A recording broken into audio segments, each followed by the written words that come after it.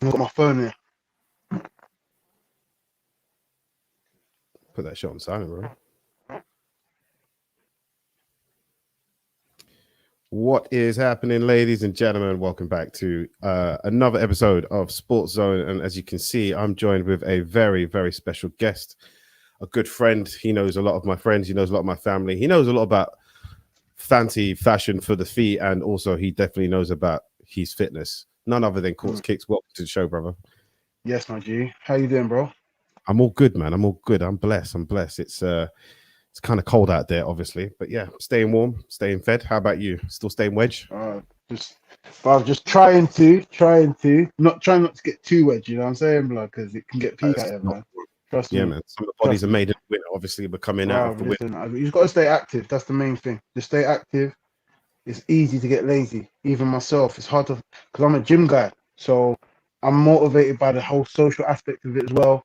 And I just like to be in the gym and move weight. And it's hard to get yourself up to just do a little run or just do a few pull-ups in the park or whatever. But it does make a little bit of a difference, especially in these kind of times when we've been locked down for this long. You know what I'm saying?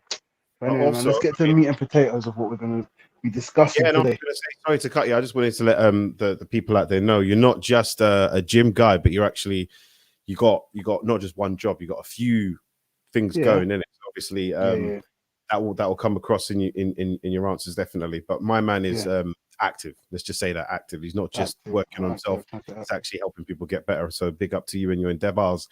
But yeah, man, let's get to the meat and the potatoes of it. Is Man United playing tonight, or is it tomorrow night? Yeah, we're playing Crystal Palace, bro. You're playing Crystal Palace. Oh my days! I haven't even seen the lineup. But this is gonna be a live reaction to the lineup. Like we've been playing for, I think it was 8 o'clock we started. Okay, they're dead food though. By the way, Crystal Palace. No, we started 8:15 because we've been playing for 18 minutes. Apparently, we've got 69% possession.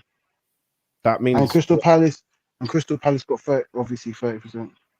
Yeah, so that means Crystal Palace are still dead food, right? It doesn't change anything, bro. But it's the Premier League, man. We got served up by the deadest food, which is Sheffield United. Yeah, actually, you know we got served up. So we are with this team. I'm a Man United fan. Let me preface my comments by telling you that I'm a Man United fan. Yeah, with this team we got now. Like, let me read this team and till you tell me if it strikes fear into you. Henderson in goal. Luke Shaw left back. Harry Maguire centre back, left centre back. Bailly centre back. Wan-Bissaka right back. And then you've got a midfield pivot of Matic and Fred. Yeah. Then you got Rashford on the left. You got Fernandes obviously up the middle, and then you got Greenwood on the right, and then you got Cavani up top. Does that strike fear in you, bro? Your manager, for a start, it wouldn't matter who you put on the pitch, to be perfectly honest. Even with Pogba, even with Martial, even with Rashford, even with Fernandes firing, your manager's always going to make me never be scared of your team. That's me being honest. No, I disagree. I would be scared of this guy. Listen, at the end of the day, I think Oli is a young manager and he needs to improve. But one thing I have to say, I would hate to have to play this guy when his back's against the wall, because somehow this guy, he's got these guys. The thing is, in modern day football now, this is what I think the main thing, and this is what I think your manager, Jose Mourinho, and my ex-manager is so washed. Yeah, I'm not gonna say washed. I think his strategy and his way of management, it can't run anymore because the players are too powerful now.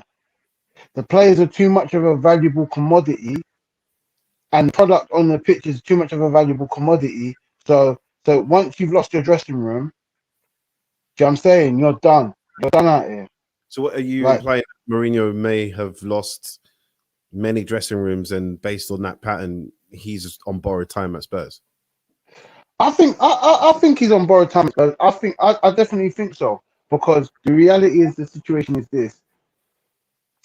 You've got 2 world-class attackers, let's say, yeah. But then, other than really that, your team is quite average. Maybe Ndombele special. Your centre-back pairing hasn't been good for about 2 at least 2-3 seasons. I would say diminished. I wouldn't say not been good. That's because I mean, you say 2-3 seasons. Wasn't it 2 seasons ago we got to the Champions League final? Yeah, well, that's when you peaked. And I think man like Alderweireld is dining out on past glories. He is definitely he's like listen. I feel like his body might not be there, but his mind is, if you know what I mean. So positionally, sometimes he's in a great place. And him and Sanchez did put in a good shift against Burnley, but again, it's against man like Burnley, isn't it? But you can only beat who's in front of you. Because as I said to you before, Man United, we lost to Sheffield United. Sheffield United. Yeah, absolutely. You know the kid is sourcing. Sorry, you mentioned him. I just need everyone to put some respect on this young man's name. Do you know what? I thought it was going to be a flop. I'm not ashamed to say I thought it was going to be a flop, but he looks like he's turning things around. I mean, he's still young. How old is he? Is it? He's quite young still. I think he's like 23, 24. 23, 24. Prime years, and with him being French African, you know them that fast twitch fiber, muscle fiber twitch, whatever. That guy's going to be able to keep twisting and turning for a while. He's got a nice low center of gravity, and I didn't even realize, blood, he was playing for like Jin Camp or one of them teams in like. I was 24. 24. He was playing for like Jin Camp in like I think the 4th tier of French football. So obviously that Pochettino first pre-season was a shock to his system, fam. Like it took him a while to recover from what they expected him to get up to speed with. Because remember, he's playing with Le French Butcher, Le French Baker, Le French Candlestick Maker, fam. Like part-timers. Like they might do a Europa League or a cup run, but there's no real like the stakes didn't ever get really high for him, innit? And he kind of started late. So got to give it to him, man. Like Vardy, he's come from like really no expectations to now his next move. You know, he's going to expect that big money transfer. He's going to expect to play for a club that's going to play to his talent. So that's another still for Spurs. I mean, I think that cost us what 52, 55 mil. That's easily going to be. I don't think doubling it in this day and age, but like we can at least get a sizable profit on our investment. Yeah, I think so. I think so. But the problem is, I think what you're gonna have as Tottenham Hotspurs is the fact that you're happy to win anything. Like you're in a Carabao Cup final. You don't win the Carabao. You don't win the Carabao Cup. Yeah, I mean you don't win the Carabao Cup. So the problem is, then you haven't won anything. Another season. Then what do you do with Harry Kane? What are you going to do with Son? Are they still going to want to be there? Do you know what I mean? Because another year, they're not spring chickens. They're going to want to. But the only problem that any team that are looking to sign them are going to have is obviously I don't know if they'll have the funds with the COVID because it looks like no one's got bread at the moment. Yeah, well, I mean, it looks like no one's got bread at the moment. I wouldn't say that. Some men aren't affected by bread. Like if you are from Dubai or if your hub money is generated there, you can still probably steady. Like I'm saying, like a Man City should be fine. Yeah, Man City. That's what I'm saying. Like, they've got investment. They should be fine. Yeah. Man like Burnley should be able to at least buy a couple of decent Championship and then 1 or 2 Premier League acquisitions. But no, you can't just say that. You can't just say that because fans not being in the stadium is a big like loss of revenue. So fans not being in the stadium is a big loss of revenue. Watching it, fans are still watching it. Whether it's through paying their TV license through the BBC, through Amazon Prime, through but they're still watching it. But like for a team like Man United, that could be as much as say like 3.5 mil with like extras where people buy like food and beverage. With all that, that's like 3 odd million. And you're losing out on each one of those. So you might have that 2022 a season. And you're losing out on that. Yeah, but think about it. That's a lot, man. That's like 60 mil. Commercial drive, isn't it? So especially like Man United, you're huge in Asia. And then you've kind of taken over America. And so like a Real or these other Galacticos, you are global. So all you got to do is just continue to push out merch. A new T-shirt here and there, a new strip here and there, sorry. You know what I mean? Bringing a player that's going to have that kind of wow factor. I think Cavani's done that for South America, I suppose, maybe in the small circle.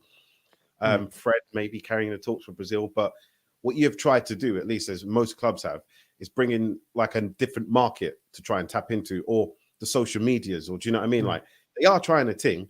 Then obviously other clubs are just shady and they're trying to like, you know, furlough their staff and shit like that. So I don't know, but you could always do what Arsenal do and have more training kits than you got wins in the Premier League season.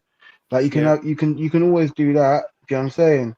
You can always just try and suck the blood out of your fans. But this is what I was saying to you earlier in the week. It's not going to turn into an Arsenal back, by the way, but it might end up. No. It's not even that deep. Like Arsenal do that for themselves. They do that for themselves. But like for me personally, I've been football. I can see the passion getting sucked out of it. I can see the technical ability getting sucked out of it, and it's becoming more a game of attrition, more a game of athleticism. When it was more like back in the day, they weren't maybe as athletic. They might not have been as fit as the players are now. But when you talk about technical ability, wizardry on the ball, flair, but who would you define as a flair player nowadays? Who's a flair player? Pepe, but I don't think. Do you know what I mean?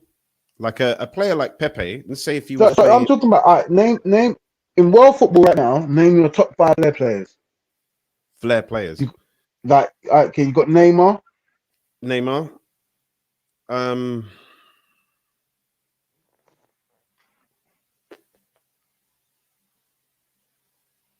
Hazard.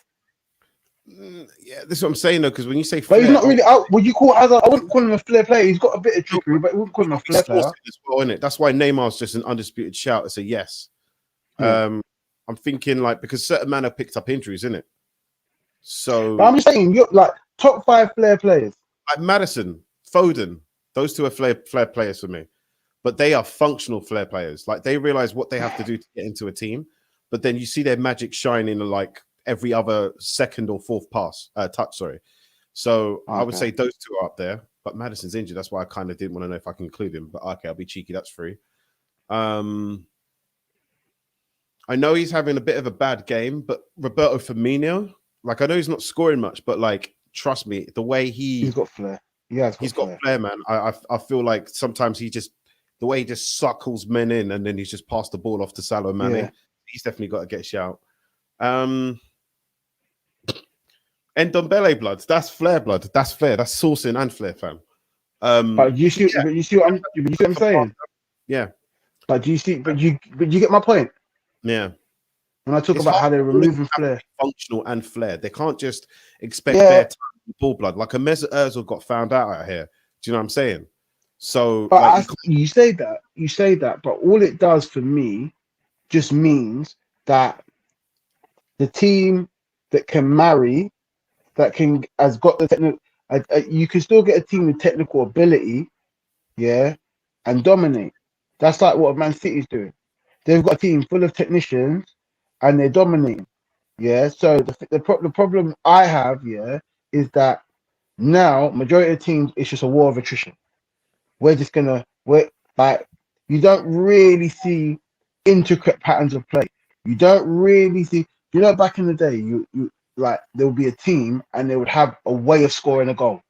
So they would score a goal, but it would look familiar to other goals that have been scored because there's patterns of play. Like the title winning season of Leicester. Yeah. Like there's got like growing up as a Man United fan, it was always about wing play. You know what I'm saying? It was all about wing play, getting into the box. Do you know what I'm saying? And I feel like now, especially as a Man United fan, I feel like Oli just has to wait for a moment of individual brilliance from one of our team in order to get us out of it, which most of the time is maybe someone like Bruno, even though he does give the ball away a bit, but no risk it, no biscuit, right? I mean, you know what I'm saying? Yeah, but sometimes the risk isn't worth the reward. But if you look at that, sacking Pochettino and bringing in Mourinho, that was a risk. I yet to see the reward, and by the end of the season, I don't think we will still. But do you know what I mean? Like sometimes. So, are you Mourinho in or are you Mourinho out? Can we have that on the record? You can have it on record. I am not Mourinho out at this stage because there's no. Honestly, I gotta be honest. Yeah, methods aside, whatever I think of him, who else could we have brought in, or would we bring in right now to maintain the altitude that Spurs are at? Yeah, fine. The table lie. We are not doing well, but we are in the final of the cup. Could I have said that another manager would have got us there, let alone will help us win it? And what we're going to do? I We're feel going to like Hasselhoff could do a job. Hassan, listen, every day I'm Hasselhoff, you know, blood. I reckon though, again, he wouldn't be the one to bring Spurs up a notch. He would help us like maintain if we realize that we're like not exactly keeping hold of our best players. So this will be Dele Alli's gone, Harry Kane's gone. Then you're going to bring in a Hasselhoff to try and steady that ship and try and keep like the Ndombele's there for another year to keep like the Celso and them man ticking over to create a system with those players. You can easily do it. And a manager, if he's lucky, will get excess of 35 points in a season. But because I feel like you could have built like because you got certain managers who are win now managers. Like Jose's a win now manager, but sometimes you got to ask yourself at what cost. Because you might have. What would you rather? Yeah, I'm gonna give you two scenarios, and you tell me what's more attractive. Yeah. Okay. If I say this to you, yeah, you could win. I'll give you Mourinho, and you win the Champions League, and you win the league now. Yeah, it like this season, and you might win an FA Cup next season, but then after that, it's just uncertainty. You know what I'm saying? Or I can give you someone like Hasselhoff, someone like Poch, if you back him. And yeah, it might be just like you get to a final, you might get called a bottle job for a certain amount of time, but you're gonna like your whole philosophy is created like a Ajax, like a Barcelona. You get what I'm saying? You create. Sometimes you gotta have a foundational manager, someone who's gonna leave it better than when they found it. And to be honest, as a manager, that's all you should really ask. I left it better than how I found it, and I don't think Mourinho often leaves it better than how he found it, and that's the problem because I feel like his methods are effective at getting results in for a short term, but the long term effects could be damaging and costly forever, and it creates certain power dynamics in the locker room that will always hang like a black cloud over your club, i.e. Chelsea. You know what I'm saying? Yeah, and you think like that kind of cloud, essentially. I mean, but it depends. If the ethos of your club is to always push on, so no one's bigger than the actual club, you can recover within half of a season. I give you like, for instance, Leicester City when they lost their owner, because those sons could have just said, no, this was my dad's project, there's no way we could fill his shoes, this is too dear to us, it's too bad time, we'll walk away, we'll sell the club, or we'll have it in a holding pattern until someone else buys it. I mean, like indecision. But no, it's like they pushed on, and other teams have been in a situation where it's like that pivotal moment. I think of like Newcastle had like Mike Ashley actually really sold it to someone else instead of trying to. Do you know what I'm saying? Because all I know about Mike Ashley, I'm kind of ignorant. I know he's my Debenhams and all this kind of stuff, but in my brain, doesn't he just babysit He's a hustler. Businesses? He's a hustler. Like, all right, we just got a comment. We got a comment from. All right. Yeah, 1 second. I'm gonna link this into what like Dr. Joe Beat just messaged. Yeah, that applies to most major sports nowadays. It's the business of getting the most weapons. Do you know what? I agree with that, but the problem is that some people buy clubs like at Man United, like Mike Ashley at Newcastle, and they buy it with no passion for the sport, no passion for the team, no passion for the history, no passion for the nothing. All they want to do, is they want to just make a dividend. And I'll explain you the difference. And this is why I think a lot of the clubs of American owners are finding it like a rude awakening. Because, for instance, if you're a team in America, you haven't got to worry about things like relegation. You haven't got to worry about that prospect or going into administration, really. Because it's a franchise. There's only so many spots It's not like a league. It's not like how football league set up. You get what I'm saying? Yeah. So they've come over here. Like, say for instance, I'll talk about the Glazers. They own the Tampa Bay Buccaneers, who just won the Super Bowl, by the way. Like, they own the Tampa Bay Buccaneers, and they bought my club on debt, and they've taken dividends on my club and taken out loans on the club and sold shares and bought shares and all sorts, and just like suck the blood out of the club. And then they turn around and say, oh, we can only spend 65 mil this summer. I understand it's COVID, but I understand how many tops I've bought. I understand how much merchandise fans buy, how much Yeah. revenue you get. And let's not talk about players. Let's talk about the stadium. The stadium needs updating. Let's talk about our training complex that needs updating. There's not been no investment. It's just all take.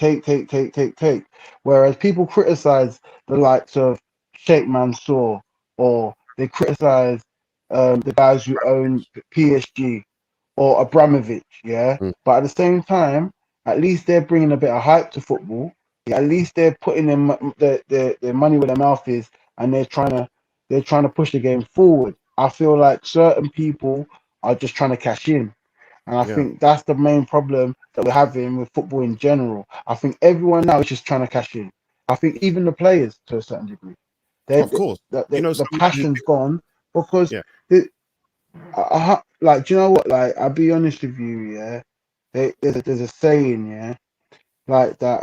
A rich man is never a good fighter, and I'll be honest with you. It takes a certain type of individual, yeah, to like a Cristiano Ronaldo, to have all these accolades and still want more and still put your body through it. Do you know what I'm saying?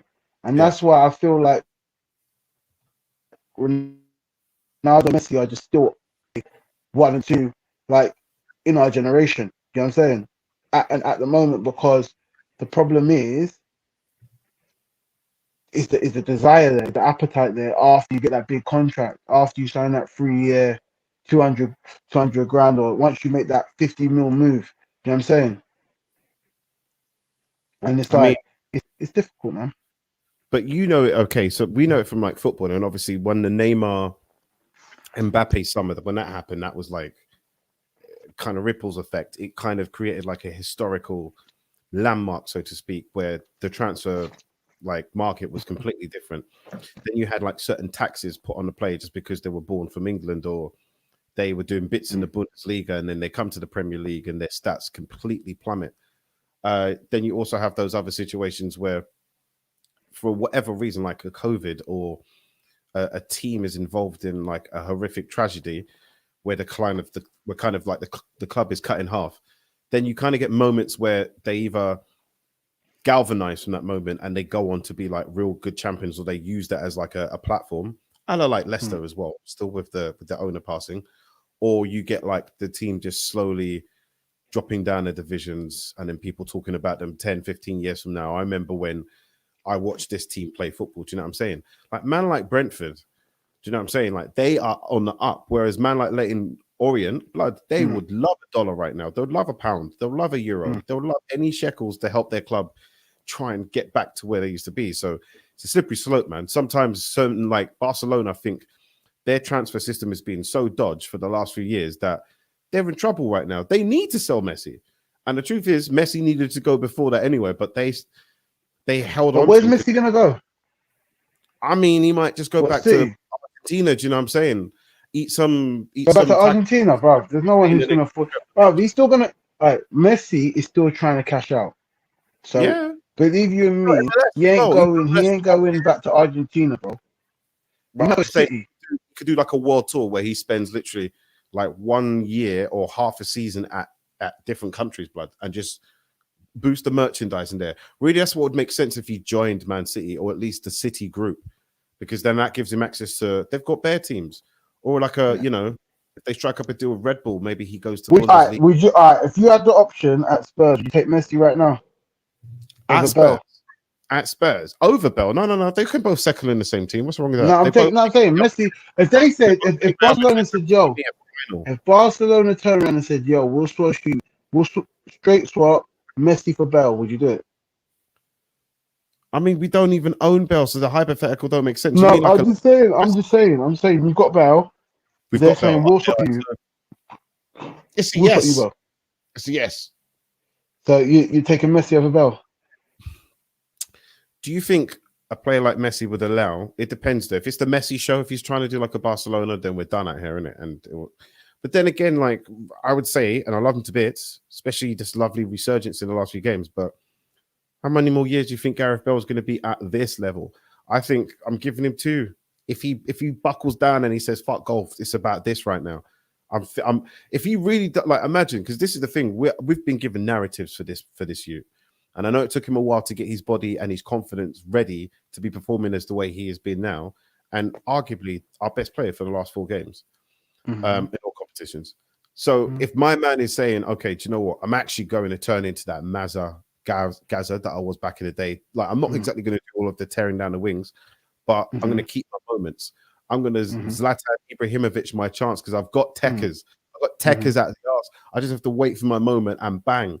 And it's all about, can I stay on the pitch as long as possible? So he's got to manage his time off. But my man's got youths. Do you know what I'm saying? He's got other commitments. Like, so just because he's quite introverted, everyone just thinks, you know what I'm saying? He don't really. But Cristiano Ronaldo's got youths. Cristiano Ronaldo's got youths. He's got abs. He's probably got a few needles, hypodermic somewhere. I don't know. I didn't say that it's alleged, yeah? Pause. But I don't know. Like, everyone's got something going on. Like, Cristiano Ronaldo especially, he's gone beyond just a football player. That's why his game completely changed. He became a stat merchant from like maybe the last 5 years of his career to present. He was just like, I need that. Those numbers got to be there. They got to be there. But he was getting numbers when he was with us. He was getting that 08 season. That 08 season, I think he done 42 goals in all competitions in 08. They were all towards the tail end, though. We'll talk. Weren't they towards the tail end? Weren't they towards the tail end? What, the goals? Yeah, like his goals tally is getting stronger. Should we take a look at his Man United tenure? Yeah, I can bring it up now. But yeah, so no, I think his best season with us is the season before he left. Yeah, definitely. And you go. Hopefully, I'm not going to get some bookie. I want to get the statistics. I'm getting the statistics for you. Right. I've got stats by club, and this is total goals though, so it doesn't actually break it down like that. That's transfer market. How many goals? Go to transfer. Oh, other websites are available, but we're using transfer market for this interview. Yeah, there's no sponsors, by the way. These man ain't giving me no. They ain't promised me no percentage of no discounts. No. But they are good though. All right, I'm ready. If anything, I'm shouting at the One Football app because all my mandem are on that. So as far as I'm concerned, if you're not the One Football app, you can go and do something. Okay. Cristiano Ronaldo. I'm looking at his stats, fam, and Premier League, Man United total. So I'm going to look at 07, 08, 09. He's playing for Man United then.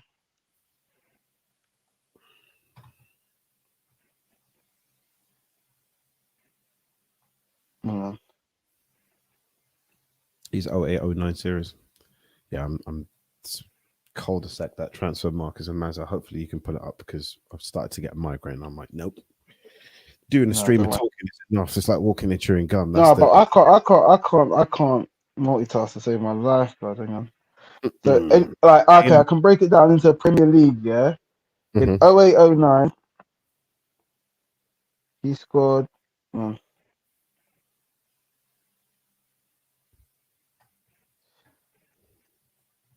All right, he never really scored that much in 08-09. In 08-09, he scored 18 goals with 7 assists. He scored 18 goals with 7 assists. That's just in the Premier League. That's good. That was in his final season.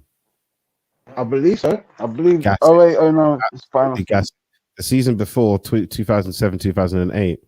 He had 34 appearances, 3 as subs, and he scored 31 goals. That's what I think got him that transfer move to Real Madrid. And I think Fergie will stay for one season. He didn't want to get injury. He don't want to get a metatarsal or anything like that.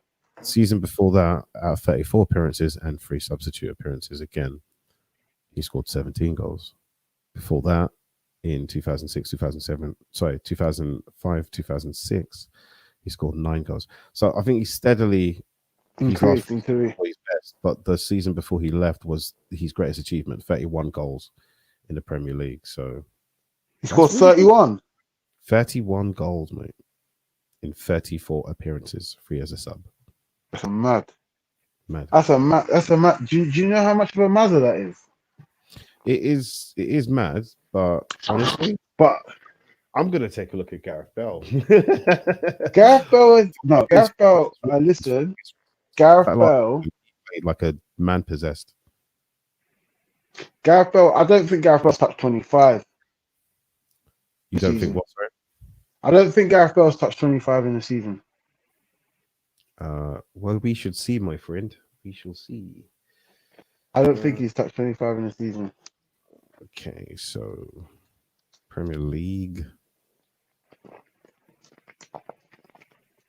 You don't think he's touched 25 in the Premier League season? Is that what you said? No. That's blasphemy. I don't. Not in the league. What do you think his total is first? In all competitions, are we saying? Or just in the league? In all competitions. His Premier League. Sorry, his Premier League record. Just his Premier League. Just Prem. Just keep it Prem. In 155 appearances, how many goals do you think he scored? 155 appearances in the Prem. Yeah. No, break it. No, you got to have a yearly breakdown. What's his best year? What's his best statistical year? We'll go into that now. Because we was just reading stats for Ronaldo, so let's read Bell's stats to see. Oh mate, you're right. His best Premier League season, he never achieved that at all. Wow. Yeah, his best Premier League. What's his best number? 21 goals in 33 appearances. But that's good, and that's good, bro. That's just the how many assists? In assists, he got. That's good. That's good. Hey, man like Hazard. I think man like Hazard won the player of the year, Premier Player of the Year. He had 20 goals and 10 assists. How many assists did he have in his best season? I'm still trying to see it now. It's just saying other competitions. Where's the assist, fam?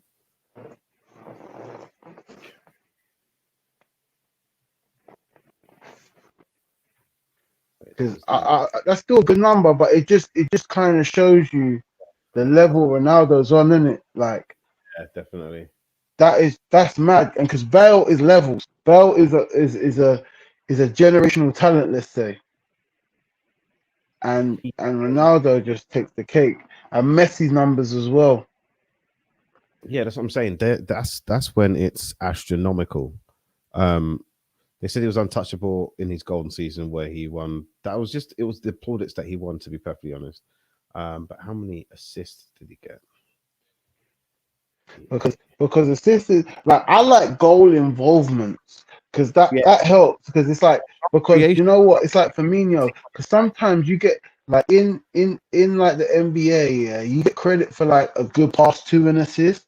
Sometimes the pass to the assist is more important than the assist, because it's like I might, like, say for instance, Ndombele might fizz the ball in to Son,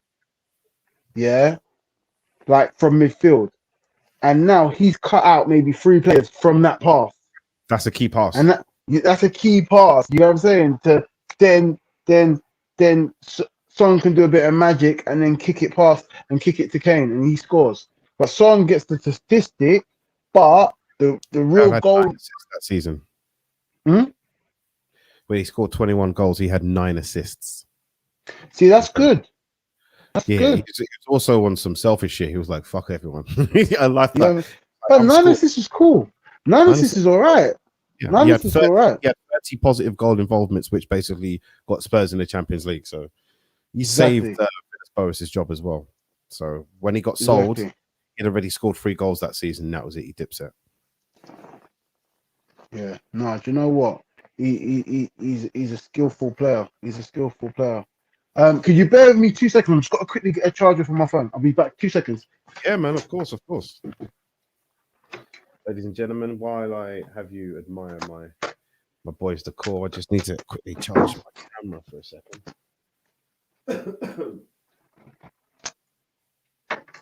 How's everyone doing? In a place to be. Episode 2 of SportsZone. Wherever you're watching from, I hope you're nice and warm, comfortable, and had a good day.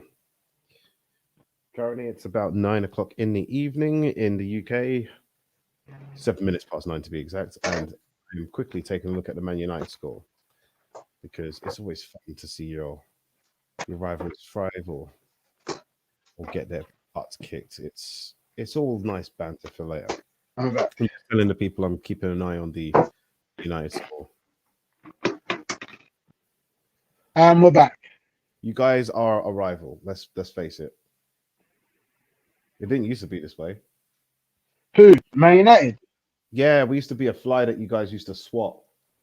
But like No. Man City, You've definitely come up. You've definitely come up, but I wouldn't say we're rivals. Like you. Yeah. Do you know what? Yeah, we are. oh my god, oh my days. What? Bournemouth. Bristol.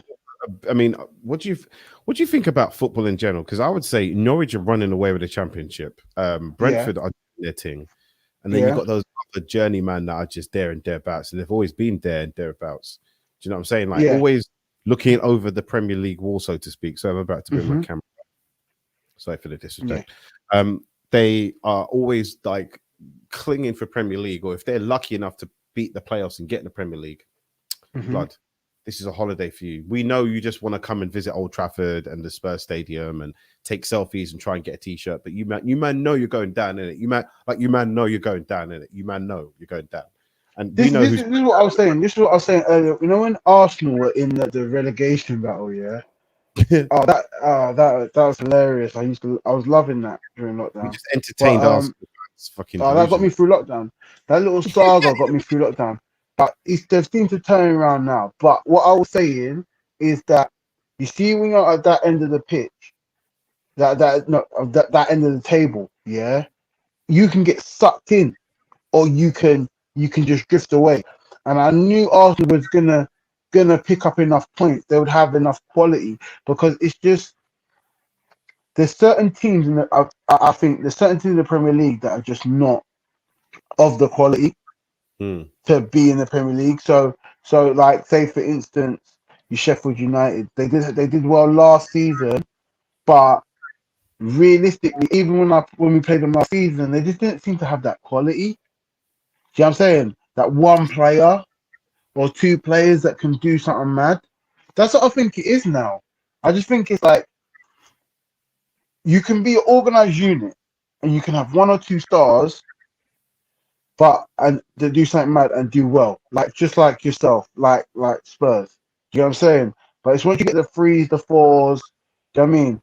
Someone solid at the back. And this is another thing. Defending is atrocious now. Yeah, but I would say Man City have trumped that and certain other teams have come close. I would say you got to give it to Everton, man. Their defenders have probably learned on the job faster than a lot of others. There's been some games where, like, my man on the wing? They bought him Godfrey. Godfrey's not supposed to be a right winger. He's not supposed to be a right back. But I've seen this guy cut some ground and then make a clean tackle. So there is, I think, a lot of, because of how mad the season is, there's a lot of players who have cut their teeth and done like what Dominic Calvert-Lewin had to do over 2 seasons. Do you know what I'm saying? No one knew who he was over those 2 seasons, but trust me, he was putting in the experience and the failures to be now more clinical in front of goal, be more ruthless. I got something interesting.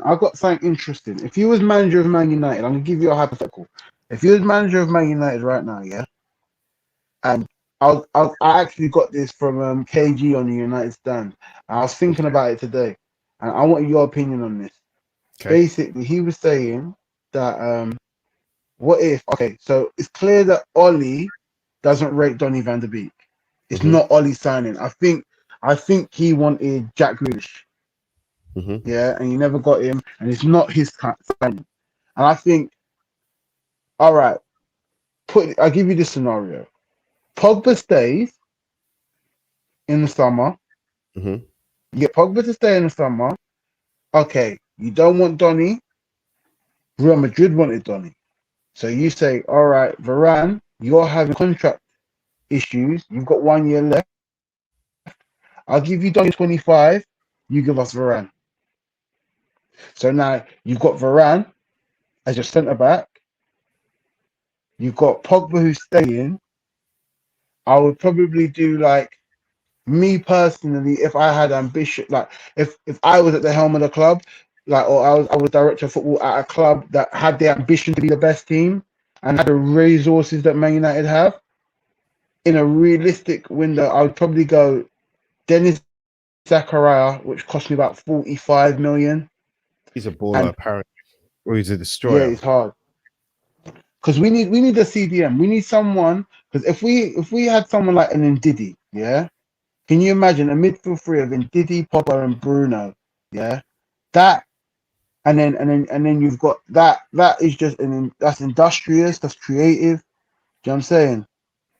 And it's 0-0 Crystal Palace, Man United. But But I'm I in your expect way, that. so I don't understand because it's not like it makes a difference whether you're at Old Trafford or not. But you honestly think those players are going to really change your team's fortunes? What place? Like a DM like Dennis Zakaria might end up getting Thomas Partey. Yeah, no, because no. I think the thing that we need is I don't think so, but I think we really need. I think we really need a centre back. But your We team really aren't need a really centre known back. for acquiring a good player early in a transfer window. Exactly. No, we don't. They're not. Your club are not known for wrapping up business in a tight and efficient manner, so that player has enough time to integrate with the squad, so that by maybe not the first but the fourth Premier League game, they're ready to at least come on as a sub. Man, No, like but Diallo, you know what? I think, even though he's small, is happy Yeah, to take on players. He's happy to get in there and get it back. That's a Man yeah. United player if I've ever seen one. Was Ollie behind that? Or was that just a fluke? He was like part of a Cavani deal. Do you know what I'm saying? Like, Did you see that Shori Tire? That was a panic buy. That was a panic buy. Diallo Yeah, or Cavani? both of them. Both of them. We were scouting Diallo a little bit. Diallo's a baller in the making. You know, Honestly, he's a baller. I'm glad we got he him. could I'm be a glad he's. Newcastle baller, not a Man United baller. Time will tell. Do you know what I'm saying? Because No, Newcastle, maybe I don't know. But all I'm saying is I'm glad that that he's amongst our ranks. However, yeah, I do understand that he was not our priority. We were supposed to get Sancho, but our club ain't got the arsehole. Our club ain't got the arsehole to pay that money. So now, all right, a year's gone by, but now we probably got competition for Sancho next summer. We in a 2-horse race, we can't win. We need 3 months to sign a player that we were the only ones interested in. I am really upset that we never signed Moises Caicedo who went to Brighton. oh my God, he went for no P at all, right? He went for like 5 mil. 5 mil. I don't know what is why we that? didn't. Blood, do you know Exactly. what I felt about Tillemans when he went to Leicester? Exactly. I don't know. The only thing I was thinking, I was reaching like this, I was thinking, oh, maybe we're letting them get Caicedo so then we can get Basuma. Oh, yeah, or something like that. But even for me, in my heart of hearts, I'd rather Caicedo than okay. But he's not ready Basuma to is go. Right now. If you want no, someone ready to go, you want Wilfred Ndidi or Basuma, really. If no, for the Basuma. position that you're I'll take wanting Basuma. I'll take Basuma over Zachariah, Caicedo. how soon do you think it's going to take Zachariah to get up to the Premier League speed? Not the Man United That's what training. I'm saying. Okay. Okay, above Zachariah, I would take Basuma. If we could get Basuma for 40 mil, I think we could prize him away for about 40 mil. You sure? Yeah. Okay, all right. Good luck with that. He's not English, so there's no tax on that. Yeah, I know. There's no tax. But I think you got to remember. Like his uncle, Odion Igalo was there, so he'd be like, "Yeah, man, it's gonna just, you know what I'm saying." Exactly. Of course, there was vibes. So but as long as you get him an Afro pick, I reckon you can have as many African players as you want up there. But remember, You done Fosu Mensah dirty. You done Twanzebe dirty. Pogba's been done dirty. Martial looks a cut figure. Like, I think eventually it's going to be harder to like get these man in unless they see a change, bro. You're naming players, but I feel like it's got to be the manager. I know right now you can't really get rid of the Glazers, but you definitely need another manager, man. Someone else who's just but my argument is you keep saying that, yeah. But bro, I feel like you're not understanding that we had your manager. He couldn't do it with the current regime. We had LVG, he couldn't do it with the current regime. Moyes couldn't do it. But look, Moyes is getting a song out of West Ham now. Do you know what I mean? But he couldn't do it with us. Maybe West Ham, Everton, that's his level. But all I'm saying is that it wouldn't matter who we had because our board is incompetent and you're given less to work with. And you're getting sent into a gunfight with a knife, basically. And I have to say that because when we doing scouting, yeah, we're not scouting the right players. We're not listening to our scouts from like South America or our scouts from in Europe. Because we never pick up on a little gem. How do Leicester do it? How do Wolves do it? They create good rapports with clubs like Dortmund. We could have a good rapport with them, but we're not because we're nickel and diming. It took us 3 months to sign Harry Maguire, even though I do feel like he's a waste of money. But big you know what I'm saying? Big waste. If you could have a player from another Premier League team in your team right now, who would it be? Any player, any position. Right now, they're in Man United. It's almost like I'm not even trying to get you to do a swap deal as well. You could just pluck them. Harry Kane. You have to go there, bro. No, maybe. No, actually, let me think about it. No, I think I want it to be hurtful. No, that's no, I'm joking. Let me think. Give me a sec. Because I'm also thinking of weakening a rival. Really? I'm also thinking of weakening a rival. It wouldn't be about taking from bloody Saka from Arsenal. No. Do you know what? He's good, but he's not all that. I wouldn't take Saka. I reckon. I think I might take Foden before I take Saka. Jack Grealish from Aston I Villa. might take Grills. I might take the Grills. I'll take Grealish before I take Saka. If you got offered straight now, Saka or Grealish, who are you taking? I don't think it's a debate.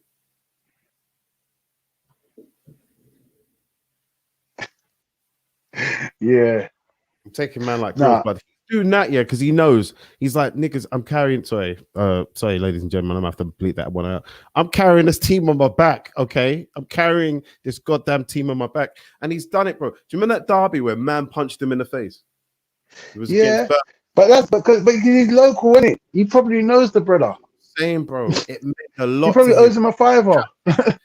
Derby, get punched in the face, get up and score, sourcing, and then you give an interview afterwards, like, best day of my life. Of course it is, fam. This, like, could you imagine him walking into his Weatherspoons like that day, fam? Trust me, the scenes, and you love to see it as well. That's why I'm bigging him up.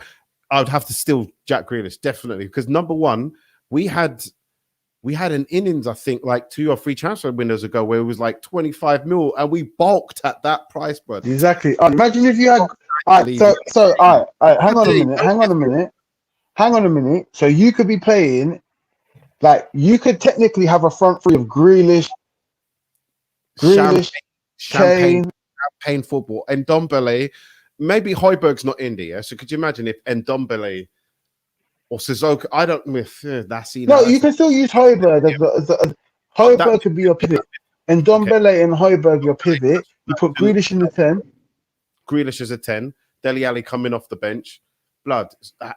Huminson, Bergwijn, because we definitely were buying him anyway, or Mora, and then Harry Kane. But regardless, even if that right-hand side is not performing, Grealish will jump on that side. Him and Son could interchange. Blood, that's a nasty, nasty, nasty free. If Jack Grealish, Son, and that's what I want.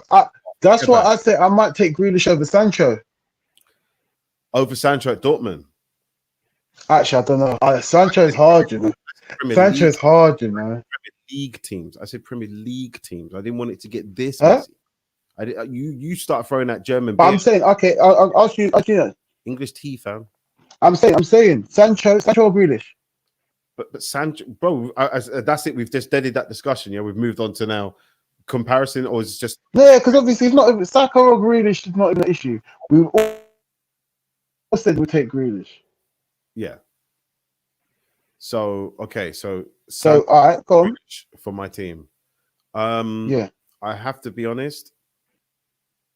I'll be sacrificing a few games to make sure Sancho is where he needs to be for a 38 game run. Whereas I can just put Grealish in straight away, and my 38 game run is sorted. You've only got to look at what Dean Smith has done by building his team around Jack, which is why they're even remotely not even worried about that relegation fight. You know what I'm saying? There's been games where they're sourcing. So again, I've just got to say Jack. Yeah. Because he can fit right into my team right now. And that's what a lot of managers want. They want have you seen what my man's doing at Dortmund, bro? Say again? Have you seen what my man's doing at Dortmund? But blood is Dortmund. Blood. Bayern Munich have been getting like dusted a few times. If you not like seen what's going on in the Bundesliga, I know for a lot of people it's dead food. Like I've watched a few games, they're getting turned over by a team like Armenia, blood. Not Armenia. But they're still top of the league though. Barely. I swear down. Do I have to pull up the Bundesliga? I would do it, you know. I'm not trying to even throw these men under the bus, but I swear down, it hasn't looked all rosy for them. Bundesliga, you know. I'm looking now. Yeah, they're top by 2 points, blood. Leipzig are right behind them. Wolfsburg are 7 points behind them. Frankfurt are 10 points behind them. Dortmund are done out here, blood. You're in 5th on 39 points. Raw, they're smoking budge. I don't even know what they've been up to, but Dortmund are done out here. And they've got man like Haaland, you know, still sourcing, and they're not even in a conversation, bro. They're in Europa League conversation right now. What happened to them? Saying. But I think I think Haaland's looking to dip in it. He's definitely dipping. This is why the talk of transfer makes sense. Think you'll go Chelsea? Well, I tell you what, I'm going on a year sabbatical. I'm traveling. I don't even care about the internet. I don't even care about football for a year. Yeah, if Man City get him, that's what I'm saying. It's a rapido, blood. That's it. Is done. I don't think he's going to Man City. I don't think he's going to Man City. Oh, if he did go though, I think Man City are going to do quadruple this year. I think Man City are going to do quadruple this year. Listen, they can win the Champions League if they decide not to focus on other endeavors. But if they are, what do you mean? They've got 2 squads. Are you saying both squads are not beatable? I know Spurs can beat one of their squads because I've seen evidence it's happened. Yeah, but that other squad. We look at our shoes when they walk out on the pitch. We know what time it is. So that's what I'm saying. So, but what I'm saying to you is that I feel as though Man City could win the Champions League, the FA Cup, the Premier League is pretty much in the bag. Premier League's in the bag already. Realistically, the game against you in the Premier League done. So they've got 2 already. So all they've got to do is focus on the FA Cup. Huh? Yeah, they've got 2 in the bag. They've got the Carabao Cup already because they're going to slap you up like a bad pitney. They're not even driving it to Wembley. Like he's still staying in Manchester. Like they know there's no point. They might helicopter it just in case there's a fuckery. Like if they look at 75 minutes and we've got daylight and Man City are not in this, then they might have to send a chopper. But trust me, no one's worried about even moving any kind of like ribbons and changing shit like that. It's Man City's title. It's always been a title. Haven't they won it for the last in a row, or is it just they've just won the most? I think they won like one. They've at least won 2 in a row. I'm inclined to say 3. Hang on, I'll find out. Because anyhow they won it last season. Allow it, blood. Allow it. It's not. They did win it last season. They did win it last season. They did win it last season. Yeah, they won it last season. If they won it the season before, then allow it, innit? They're definitely going to try and do 3 because if they didn't do 3 before, this is the record that they need to break. The only team who's won a domestic cup 3 times in a row, and I think could I be right? No, they've done it. They won the EFL Cup in 2017-18, 2018, 19, 2019, 20. They won it 3 years in a row already. So this is going to be their 4th year. They going Allow it. steady. They going steady with that. Allow it, please. I don't need this. All Because right. the thing, like, the way we got pammed by them like the other day, honestly, like the Liverpool one hurts a bit more because we were like, you can't say Mourinho was playing fossil football. You can't say that the team lost the dressing room. Like, we got ourselves into some of the most dangerous positions I've seen us get into as a team. We were almost like so organized with a shape that we had purpose. Like, it wasn't like we were there by mistake. We passed away into a dangerous area. Like, it was tactically, we'd been set up to succeed. And guess what? Tactically, we were. And for some reason, that little Spurs DNA, whatever, the lasagna or the water or the showers or whatever, we just seem to not pull the trigger at the right moment. Like, Bergwijn got into 2 amazing positions, and unfortunately, because I'm not going to say squandered them, but because he didn't execute them the way the fans expected him to, the way Mourinho expected him to, the way he expected himself to, mate, you got racial abuse online. So, like, trust me, those tiny, fine little margins, mate, Spurs have been there a few times this season where really they wouldn't be looking like the old Spurs where it's like they're bottling it, but they do open up that kind of rhetoric when you've seen the last 6 games. If we didn't beat Burnley, mate, that would have been 6 L's in a row, fam. Is my name Illuminati? Like, seriously. What? Seriously, fam. Oh, and it's Burnley. I know people are like chatting, like, yeah, but like, honestly, that was more of a we stopped the bleeding, bro. Yeah, because if we more L's with the men Arsenal on top, then it's become that again. It's like we have to be on top of Arsenal. It's like, oh, you know your season's done out here, and you're just clinging on to this now. This. Can I ask you a question? Can I ask you one question? The season ends. You finish 7th. Yeah, you finish 7th. You win nothing. Does Jay-Z keep his job? It's 7th. What, like, you got to qualify 3 games for the Europa League again? So no Europa League. Oh, 7th's no Europa League. Oh, is it? Do you know? I was gonna say I'd rather be out of the Europa League. So you'd rather just focus on the league?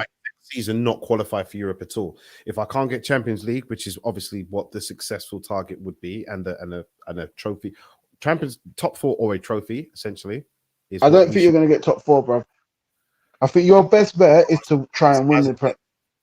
Trust me, an unheard of and catastrophic implosion would have to happen from one of those teams above us, and it could happen from a Leicester, but then that doesn't stop Chelsea. And well, to be honest, you're 6 points off. You're 6 points off. We were further off. We were further off. We were further off last season. You were top of the league for a minute. Leicester was top of Southampton was top of that's how mad this Premier League season has been. 2020, forget the whole year, but 2020, 2021 season, as mad as what happened that year before. But the ripple effect is still happening to this day. I heard in basketball, man might be expected to play, is it 4 games in 5 days? Yeah, like their schedule is crazy. I don't know what it is, but it's crazy, man. They're trying to squeeze these games in, boy. But it's dangerous though. But could I ask money you to hold talks for literally 20 seconds? Just tell people who you are, where you're from, what you're doing, or just I don't know. Just hold the thought, bro. I'll be back in a sec. Sorry, guys. Yeah. All right, nice. Yeah, so it's your boy Courtz. Yeah, you can follow me on Instagram at CourtzKickz. Basically, I'm a personal trainer, life coach. I mainly focus on one-to-one sessions, do some small groups, a little bit of boot camps. I'm also currently working on a retreat as well, so that should be coming soon. And it's CourtzKickz. And I'm working on my website for my company as well. But yeah, man, I'm just here with my boy Midnight Mel talking about some sports. Sorry about that. Yeah, no, he's back. All right, Mel, I got a quick question for you. Yes. I got a quick question for you. Let's play a game. Yeah. No mitigation. You just got to tell me. Yeah. I'm gonna tell you some names. Either or, you got to say, yeah. Mm-hmm. It'll let me know what you know about football. All right. Okay. All right. All right. All right. Rio Ferdinand Yep. or Virgil van Dijk? A fit, Yeah. healthy Virgil van Dijk. Oh, fit and healthy. Okay.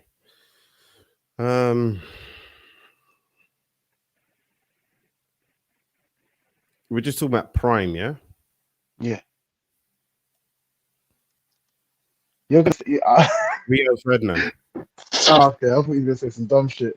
Yeah, all right, I think no, I wouldn't say some dumb shit, but I'm saying there's not much to extrapolate other than like almost an 18-month period for Van Dijk, whereas Rio's got more longevity. No justification. No, it's not part of the game. It's not part of the game. You Okay. can't justify.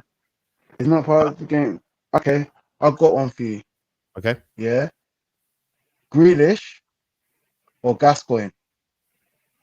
Gascoigne. Gaza. Or Grealish, yeah? Gaza. Okay. All right. Okay. I've got a hard one now for you. Roy Keane when he was like 29, like just at his prime, yeah. Mm-hmm. Or Yaya Toure. Yeah, all day. Yaya over Roy Keane.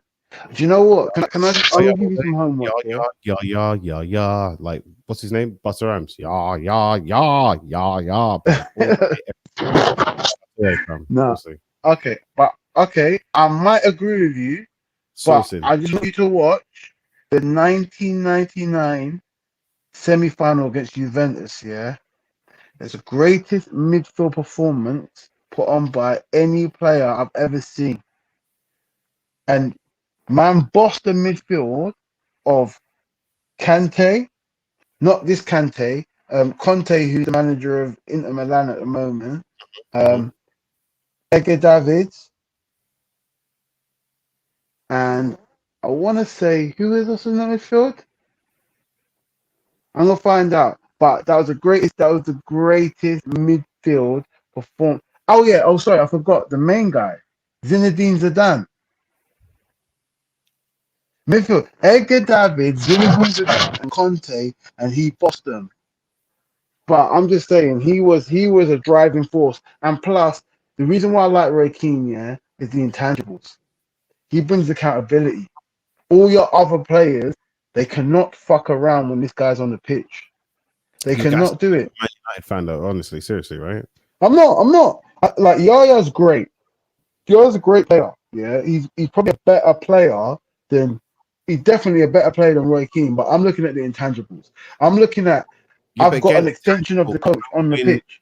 Okay, I can't say intangibles don't win titles because in Roy Keane's regard, he had those intangibles in that team. Okay, but I can then point to other players with those intangibles in other teams that probably had a better contribution to their team, but they never won titles.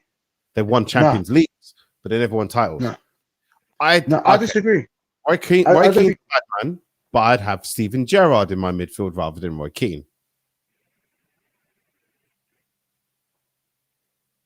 I mean, it is what it is. Roy Keane achieved more. I'm not saying that Steven Gerrard's a better player. I'm not saying Roy Keane's a worse one. Okay, I'll use one a little bit more closer to home then.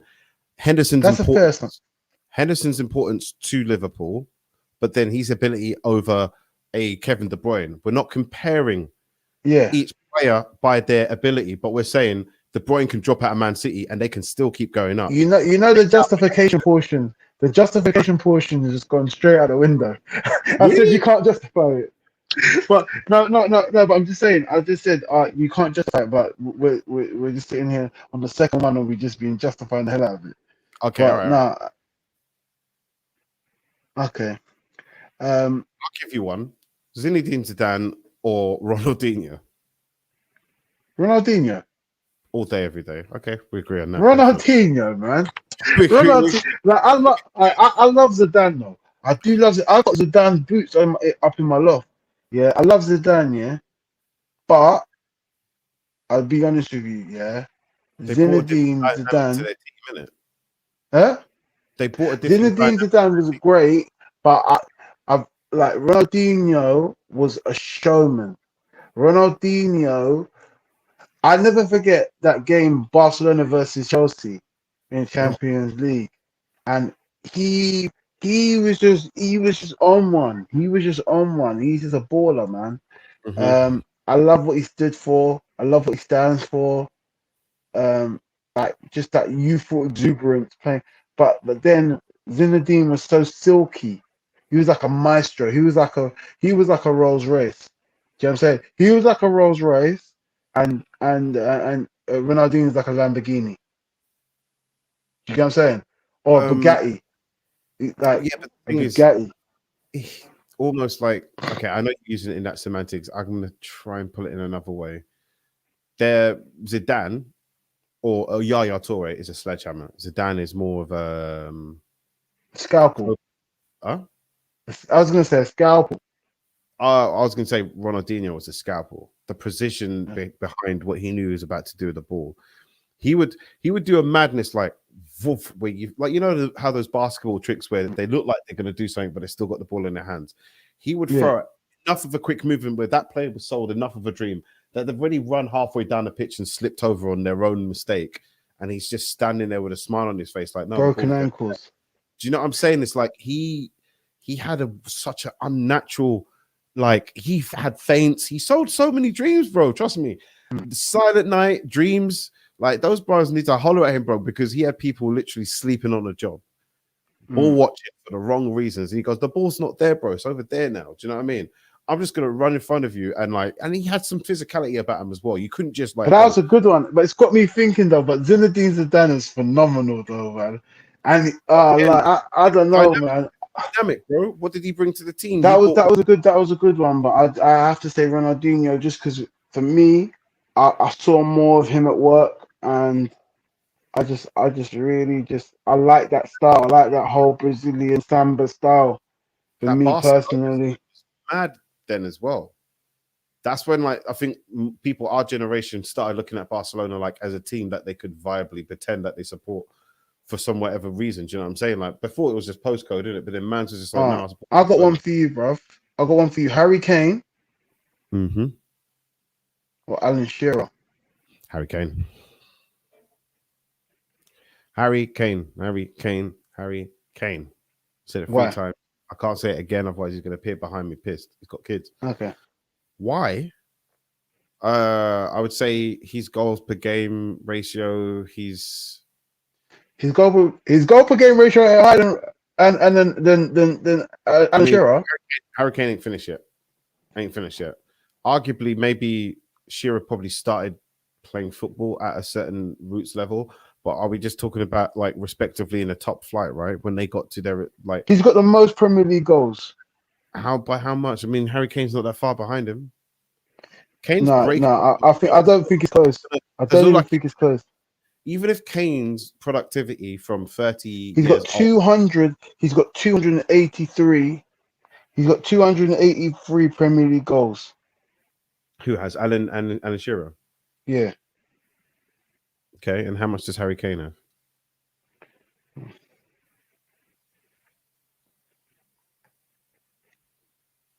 Harry Kane's 27. I thought he was younger than that. Okay. No, man, he's out there. He's got 3 youths, blood. These man love having youths early, isn't it? Most def. So Premier League wise,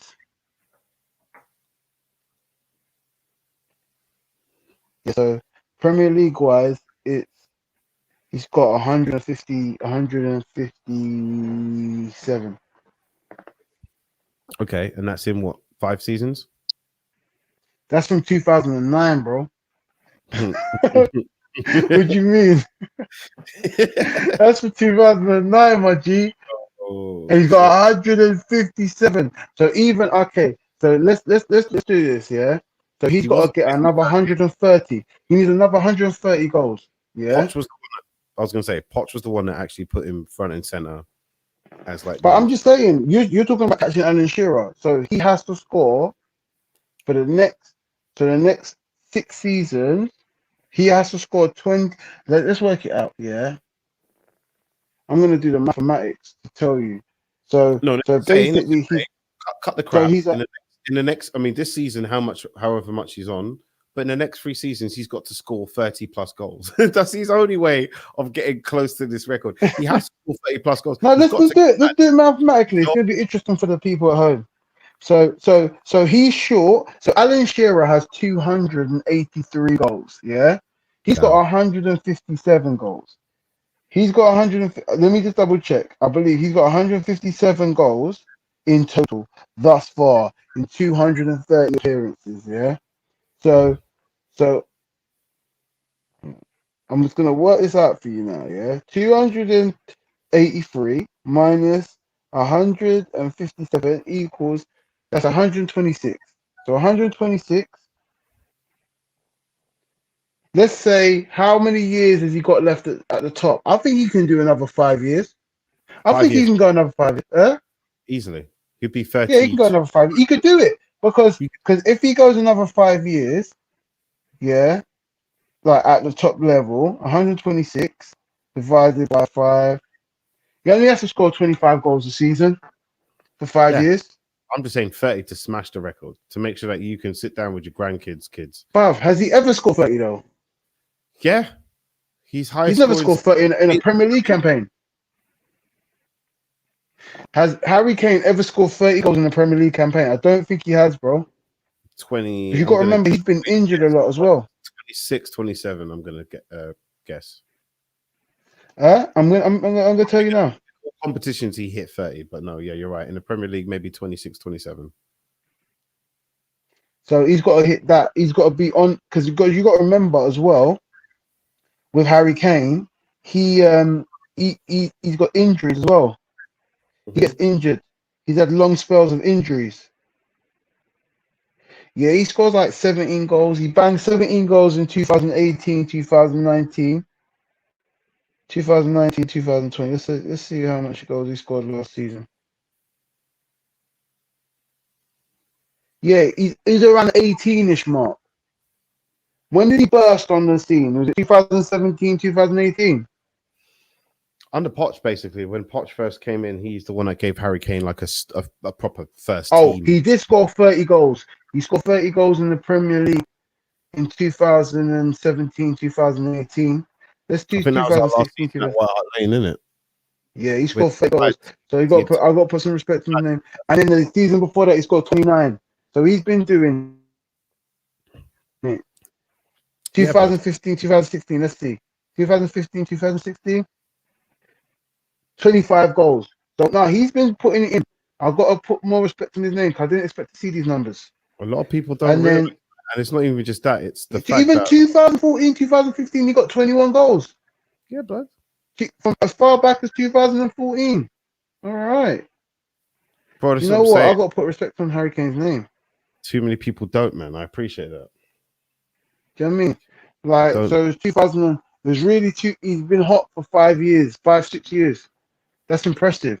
But he's going to have to be hot for another 5 or 6. But you see this tangent we're going on. We said not justifying. And now I've just read off man's statistics and shit. But it's all right.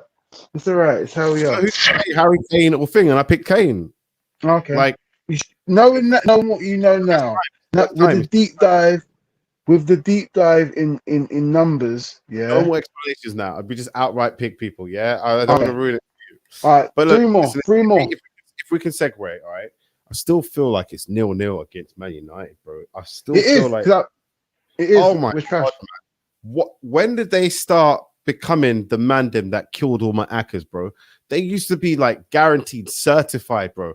And then when I can't trust them no more. Then Real Madrid started letting me down all of a sudden. And when you look at its respective squads, you say to yourself, what is going on? Shaky. What is going on? Because I don't understand why. I mean, yes, you could say manager, you could say Bruno's can have an off day. I'll be honest with you. I think Harry Maguire is the worst captain in the Premier League. Captain, I agree with you, but I would go one better and I would say defender. I wouldn't say he's the worst defender in the Premier League. How many times does he get caught out of position? How many times does he foul his own players? The fact that you're pausing to think about it, that's a concerning. See, I'm just disappointed. I'm disappointed because for me, this is a club of ambition. Me personally, if I've got to spend 85 million for Maguire, I'd rather spend the extra 15 and get Koulibaly. Wait. He I was might as 90. well spend 100 and get Koulibaly on 95. You could have got him for 95 mil. Raw. A man If like you're gonna make a splash, 60, and we balked at that price. huh? Man like Skriniar were like 60 million euro, and we didn't want to go that high. That's why we never went in for him.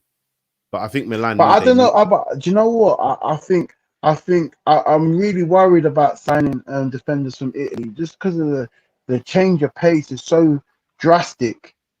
Even though they're technically good, don't get me wrong. It's dead ballers. It's a dead league now. If you turned by Porto, then it's a dead league. That's what you're saying. Don't be polite, man. Say it with chest. Italy's I'm not saying it's a dead league. I'm not saying it's a dead league, but I'm just saying Italy, is like they play at a different pace than the Premier League, and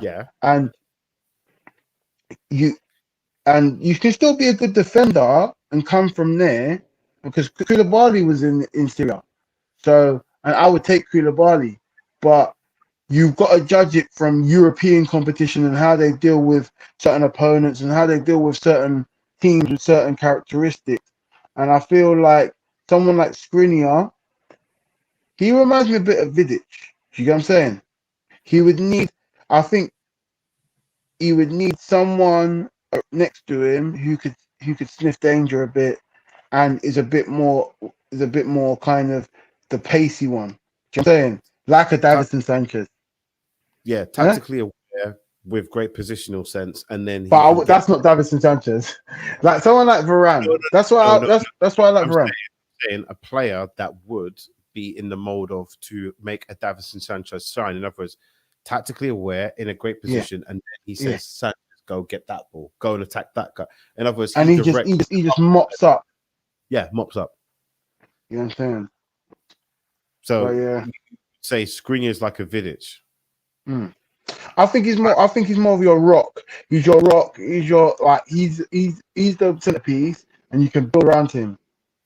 He's the natural place for the Vero, but then again, that doesn't eliminate. Okay, we're going back to Spurs again. It doesn't eliminate the fact that Sanchez can't play on the left. He's not good there. He's good on the right. Don't get me wrong. And again, with a commanding centre back, he'll be good. But Skriniar, I think, is a right-sided centre back as well. So we don't eliminate that problem. We need a lefty. And the left, again, centre backs are hard to find, right? But a left-sided centre back that's really commanding, tough, really tough. Vertonghen, that was it, mate. One of a kind, super young. But there's some youngsters. There's some youngsters coming up that are quite good. We got linked to that Badashile. He's at Monaco. He's only 19 or 20. There's a Portuguese. I think his name is Daniel or David Carmo. I think it's David Carmo. Let me make sure. David Carmo. He's been. What team does he play? I'm gonna tell you now. What team does he play for? Let me quickly address the wonderful people. Yeah, David. He plays for Braga. He's 21. He's 21. He's a centre back. I believe he's left-footed as well. Okay. It's David Carmo spelled Carmo Carmo. Carmo. David. Yeah. Okay. Yeah, he's left-footed. He's left-footed as well. He's quick. He's big. He's like 6'5", 6'4", 6'5". He's big. He's agile. He's quick. He's a good sign. He'll be a good signing for a team, and he's 21. Braga playing Porto tonight. I'm pretty sure they are in the Portuguese Cup. Yeah, in the Liga Premier Cup.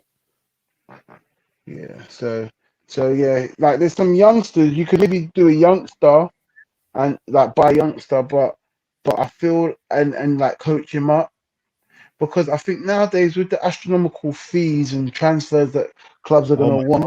Braga are beating Porto 3-1. Jesus Christ. Mazzoline, 74 minutes. You love to see it. Keep going. Yeah. That's what I like, man. Did my boy Carmo get on the score sheet? Huh? Is Carmo on the score sheet? Let's see, because you've talked up Carmo, and anyhow, if my man's got a hat trick or at least an assist, I'll be very happy for But him. he's a defender, though. Bear that in mind. Then it's highly unlikely. No, so the goal scorers for Porto is Otavio. Yeah. What about Braga? Braga never scored, mate. It was Ruiz, 2 goals early in the first half, and then Ruiz. You said Braga never scored? Braga never scored. No. Ruiz scored.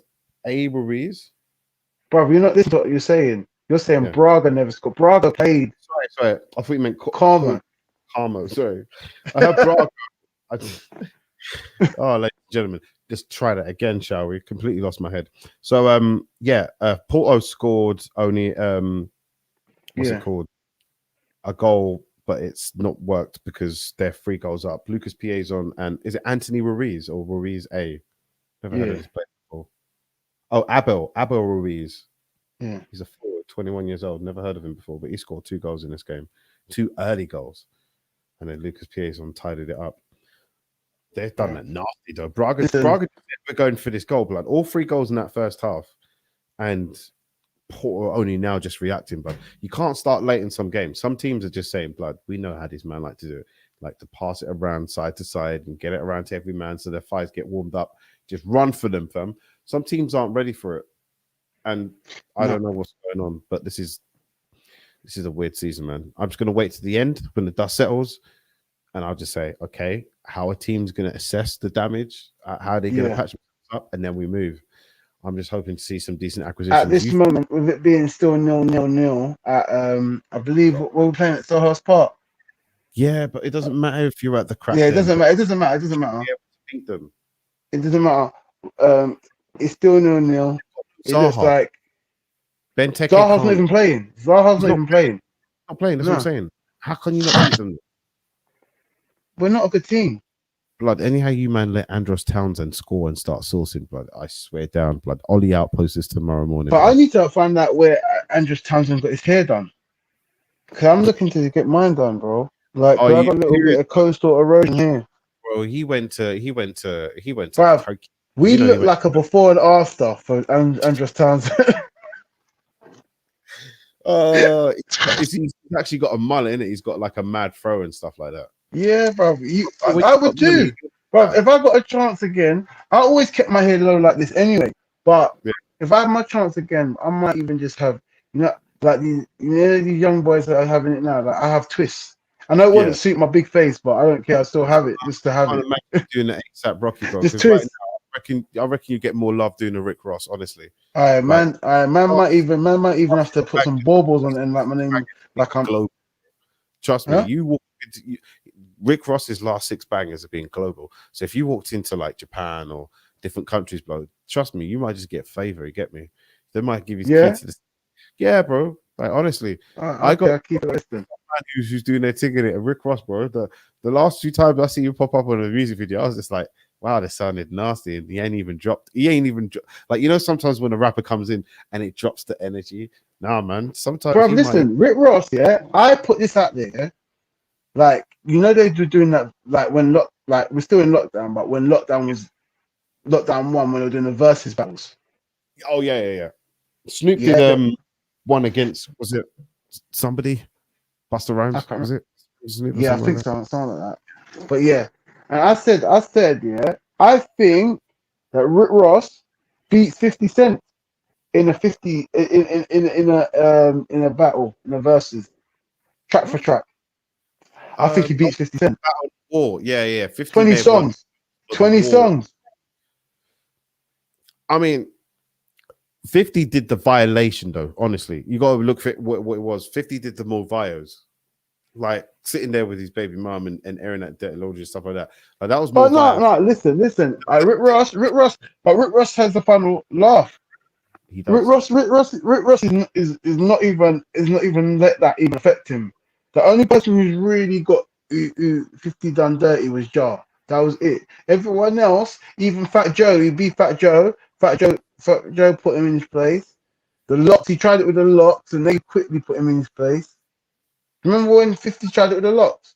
What happened? Yeah, I do. But the truth is, I feel like Now that I'm a bit older, maybe they just told each other, let's just go at each other. Do you know what I'm saying? Let's Yeah, hype up possibly. crowds. And back then it was more cordial. Like, I'm not even gonna come back. Sick verse. I'm glad you're gonna be popping now. I think 50. I think 50 and Ross is real though. I think 50 and Ross really don't like each other. 50 and Ross was definitely real, but then I think it's because 50 Cent was already fading out of making music at that level. Yeah. Like, he was more interested in setting up the brand of G Unit and having them go out and do tours. You're really trying to look at more business endeavors. So I think, and like, let's face it, like, the other members of G Unit should have definitely come to the fore a bit more. But then again, it's like sometimes it's tough. Like, you look at D12, bro. Once Proof had died, what you think Bizarre on his own was just going to carry on his entire career, and then every once in a while, him and Eminem would do, like, because the thing is, you look at it for what it was. You would say out of Eminem's however many albums, Proof would have been on a lot of them if he was still alive. You know that. But to bring up the whole D12 is harder. And so sometimes it's just got to be that main man, innit? You other man have to fend for yourself. 50 Cent already got to the top of that mountain, blood, and he was like, man, listen, I've set up G Unit. Everything's patterned. All they got to do is just go out there in the world and start making bangers. And I don't think they matched his energy or ambition. So that's why they ended up dissolving. You know what I'm saying? But Ja Rule, blood, he was not the man who built up Murder Inc. That's why it was easy to get got. Do you know what I'm saying? I don't know. I think it was. I think they all jumped on him as well. I think they all jumped on him, and then the fact that when like Murder Inc. had the legal problems as well, so they couldn't really put out music like that. It was deep, man. Yeah, but and then man, convincing people to go to some. You heard about the Fire Music Festival, right? Oh, bruv, that don't even get me started. Okay, But so I think Ja Rule got sucked in. I think Ja Rule got sucked in as well. To be honest with you, I can't believe it. You're saying that he had no idea what he was getting himself. He was innocent. He didn't know what was going on. He just saw gal a beach. He just saw gal a beach and some liquor, and he thought, yeah. And then he's gone, and he's just met this white guy who talks apart, and he's just gone with it. Like that's for some man like that. Like, for certain man are convincing. He just got convinced, and then he did it. But that's why you got to be careful what you put your name to. On the legal team for Ja Rule there. I don't know how you managed to do that, but like, he managed to get you on the legal team. Bro, I ain't saying innocent, man. Innocent. My client is innocent, Your Honor. So guilty until you give those people back their money. No, I'll be honest with you. Bro, still 0-0, and it's 88 minutes, bro. Yeah, bro. Listen, I'm gonna let me watch the end of this. I'm gonna watch the end of this and cuss these man out, yeah, because I'm just gonna. I mean, this is atrocious. I bet you Dan James is on the pitch. I bet you any money. No, he's not. You know. Okay, you sure? I'm sure yes, he come on the 76. He come on the 76th minute. 76, yeah. Him and McTominay for Fred. Blood, it's oh my god. Dead food. Oh my days. 84 minutes and Jeffrey Schlupp is on. You man better be scared, fam. You man better be scared. How many times this guy packs us, fam? I really listen, I'm sure he's a nice person. I'm sure his parents raised him well and he's a good person to his community and whatever or not. But you know what? Fuck Jeffrey Schlupp. I don't like him. I'll do a Tanya Harding if I see him in a queue of Morrison's, fam. I'm going to the hardware section. I'm grabbing a frying pan and goodbye your hamstrings, fam. I'll do the bird. Listen, as long as he does not ruin Spurs' day again, I don't want to see. Do you know how dead food these guys are, blood? They ain't mounted any attack on you, man, yeah? But for some reason, we managed to lose against Crystal Palace because man like Jeffrey Schlupp wants to become Cristiano Ronaldo, blood. He starts doing up the wing like Digger D, and before you know it, he's in our box and he's scored a goal. Hugo Lloris looks like he's drunk again, and the whole team are just in shambles, fam. Do you know how many times he's done it too many times, Courtney? Too many times. Him and McGoldrick as well from Sheffield. Some people have them bogey players. Some people come alive. Some bogey players that look at you. That's it. They're just like, I got you, fam. I got you today, you know. To borrow a phrase from Rick Ross, some people just come alive like a moth in the summertime. Do you know what I'm saying? Some people just do. They do, innit? Like Japanese will blaze on the samurai, indeed. Yeah, of course. But yeah, man, dead. Bro, we're gonna draw. Bro, we're gonna draw or we're gonna lose.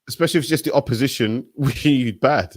If the fans are back, your home fans aren't there, and it's just the opposition wishing bad on you, yeah? Pure bad mind talk, yeah?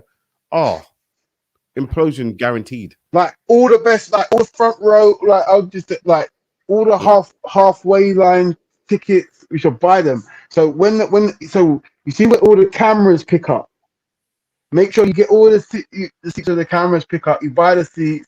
But I got that from 50. 50 did that to Ja Rule. He bought all the front row. Yeah. Yeah, that's fuckery. Do you know what I mean? And this is the kind of thing we're gonna have to do with the fan base. It's short-term pain for long-term goal. Because everyone wants to talk bad about the Chelsea, the Man City, the PSGs, but their fans are happy. Their fans are happy. So and the ownership are spending money. So the reality of the situation is I can't see anything wrong with it. So I think realistically fans really need, and the FA needs to really step up and have something like what they have in like Germany, where they have the clubs or the owners of the clubs have more stringent testing, because you can't just buy a club and suck it dry. Do you know what I'm saying? Pause. And that's wrong. That's wrong. But on that note, that's all I've got to say. Mel, thank you for having me. Thank you for coming on, bro. This was awesome, and obviously, but we'll reconvene at CourtzKickz on Instagram, correct? Yeah. You can find me there. I don't really post, but I'm gonna get onto it. I'm gonna start posting more. I'm gonna start going live more as well. Definitely. And then obviously, born and bred Man United fan, and just all round big guy. So obviously, if you people out there have got an Instagram, hit me up, man. Hit me up. Got any sports questions? Any American sports questions? Let me know. We're gonna do a channel about that as well. Shortly, because I need to know who I should be going for the playoffs in basketball. Obviously, that's the next big major event in NBA, right? Yeah. Do you watch? Who's gonna win the whole thing? Because I was thinking the Lakers. Do you watch NCAA? Huh? Do you watch NCAA college ball? No, I don't really watch college. The only reason why I don't really watch it because I don't really agree with the model. I don't agree with players not getting paid. Oh shit! Okay, we need to go into that because as a college athlete, you cannot get paid, but they can sell your jersey for $100 with your name on it, but you cannot get paid. But is that money going towards your tuition? No, well, you get a scholarship in it. You get room and board, and I think you get some money, but not if your family's hurting, it's not going to be enough to touch the side. You know what I'm saying? Whereas other people in that position can go to a different organization. A different organization. No. I won't say other people in the position, but you're going to institutions making money off you. Yeah. Don't make no mistake. You're profitable. Yeah. Do you know what I'm saying? Some of these college games were getting 80, 90,000 people. Yeah. So you bring revenue. There's TV money. Yeah. There's jerseys. Do you know what I'm saying? But the outlay of the college for me is maybe 60,000, 70,000. Yeah. But me personally, I'm maybe worth to the college maybe a couple mil. If I'm a generational talent, maybe more, because I'm going to be forever linked to that organization, and then my success when I go on, people are going to link it back to the organization. So they don't really have to. It's only a year, 2 years, but it's still risk, especially like maybe not as much basketball because it's only 1 year, but American football, you're playing a very physical game, and then that year or 2 years that you spend in college can really put damage on your body. But also you get an opportunity to get an education, but it swings and roundabouts me. But I think that the kids from impoverished backgrounds, or any kid for that matter, should be able to make money off their talents. Yeah. If someone else is, you know what I'm saying? But that's another conversation for another day. For another time, most definitely. We'll have a deep dive into that. Courtz is mad informative about all sports, so definitely we're going to have him back on again. Yeah. And thank you for coming on the show, brother. Everybody have a blessed evening, yeah? Most def. Or whenever you're watching this, be blessed, yeah? Absolutely. All right, love. Thank you to everyone who provided a chat up here. I think we've got a quick comment.